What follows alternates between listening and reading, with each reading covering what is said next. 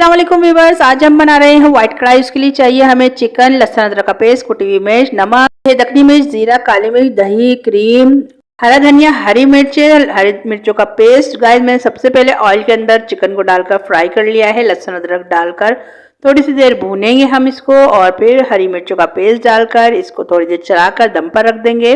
2 से 3 मिनट हो गए थे, चिकन ने अपना पानी रिलीज कर दिया है। अब जो है इसमें हम कुटी हुई मिर्च और नमक डाल देंगे और इसको थोड़ी सी देर चलाकर दोबारा से हम ढककर रख देंगे। ये देखिएगा इस पानी खुश्क हो गया है। अब हम इसमें दही डालकर इसको अच्छे से भूनेंगे, दही का पानी भी रिलीज हो जाए। ये देखिएगा इसमें दही का पानी रिलीज हो गया है। अब इसको हमें अच्छे से भूनना है क्रीम डालकर। ये देखिए मैंने क्रीम ऐड कर दी है, इसको अच्छे से भून लिया है। अब जो मसाला बना के रखा था वो ऐड कर दिया है।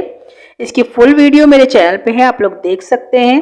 हरा धनिया, हरी मिर्च डालकर दम पर रख दिया है। गाइस ये देखें फाइनल लुक, आप लोग ट्राई करिएगा। अल्लाह हाफिज़।